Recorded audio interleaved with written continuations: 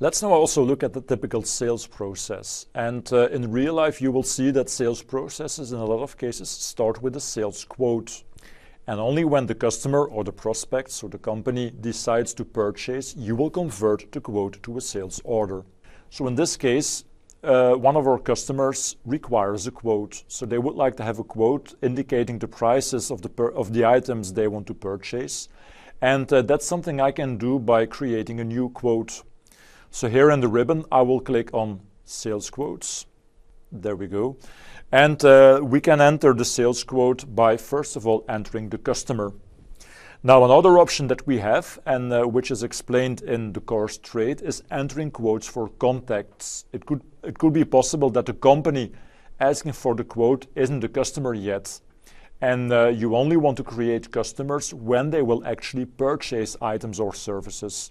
So only when the customer or the company, in this case, decides to purchase, so when you convert to an order, the system will then create a customer from the contact. So that's an option that you also have. But in this case, let me stick with creating a quote for a customer.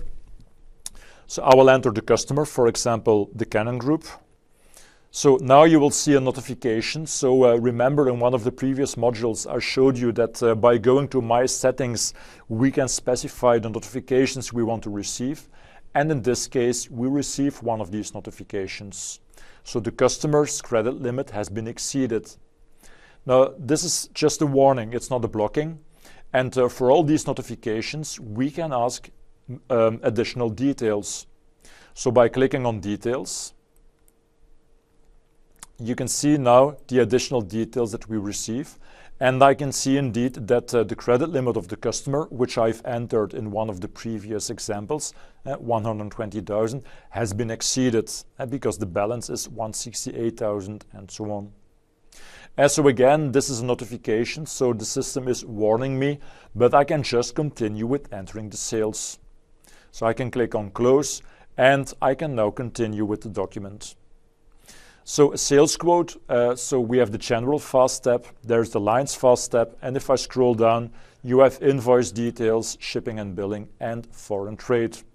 So also here, you can change the parameters, you can change the information if you want, but for this introduction course, we will stick with the default parameters.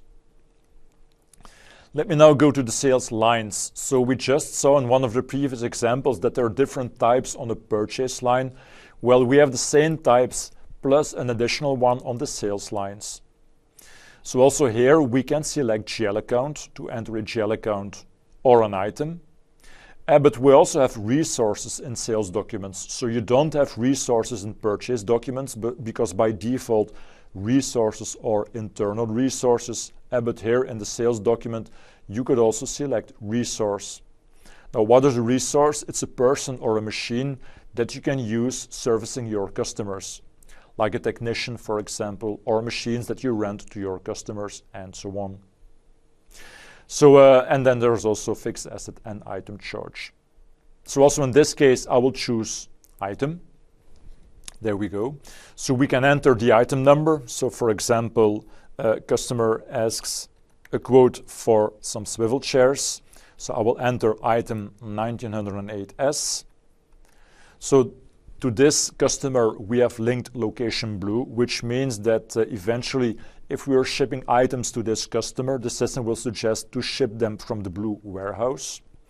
And the customer asks, for example, 2 boxes. So remember, in one of the previous examples, we entered box, as you can see here, as the sales unit of measure. And here in the first document that we now enter for this item, the system will retrieve box as the unit of measure. Also here, because we are now updating the amount of the document, the system will again warn us about the credit limit. But we already saw this warning, I will just leave it as it is.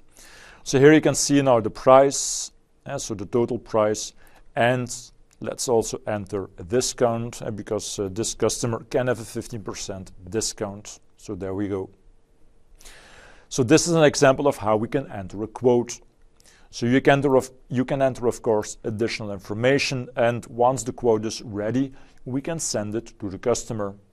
So I can can click on send by email, and the system will then retrieve the necessary information and so on. So I will not do this here, but then you can send the quote very easily with your email client to the customer, and will receive it in the most efficient way.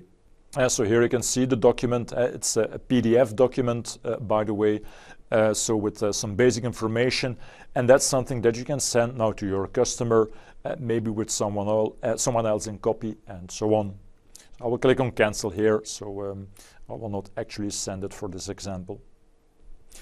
So once the customer has received the quote, they can then select, or they can then choose between purchasing the items or not purchasing the items.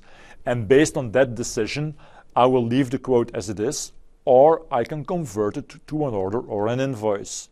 You see, so suppose that the customer informs you that they actually want to purchase the 2 boxes of swivel chairs.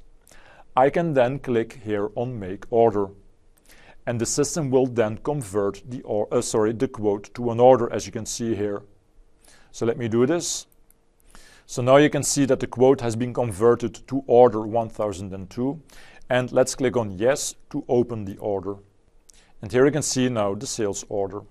So the sales order, obviously for the same customer, with also the important information on the header.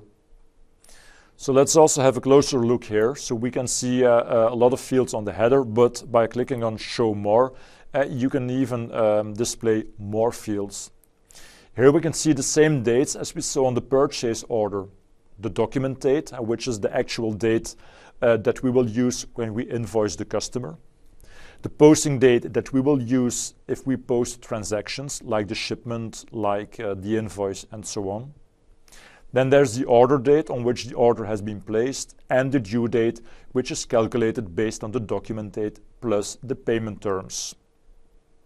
Also here you can enter a number of additional fields, like the requested delivery date, the external document number, and so on. So in this case, let me show you just the standard fields. Here on the line you can see now, of course, the same item with the same quantity, the same prices, and the 15% of discount I've entered on my sales quote. And once that we are ready to ship, we can start shipping. Now also here, similar to the purchase order, you can see the quantity to ship and to invoice, and the quantity shipped and invoice. And by looking at these fields, I can see that we didn't already posted anything for this sales order. So if I now want to post, I can click on post in the ribbon, and I will get similar options to the ones we saw in the purchase order. So I can ship, I can invoice, or I can ship and invoice at the same time. So because we have all these chairs on stock, we can ship them all to the customer, and at the same time I will also send the invoice to the customer. So let me now click on OK, and the system will now process the sales order. In this case we have a posted invoice, so let's have a look at the posted invoice. And you can see here the posted documents, again with the same items, the same quantities, and so on.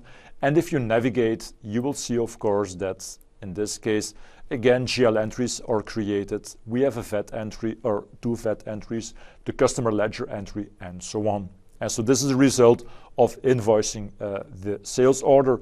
And then let's also look at the posted shipment. And because the posted sales shipment will show us the items that have been shipped to the customer. So in this case, if I click on navigate, you can see here that there's 1 item ledger entry.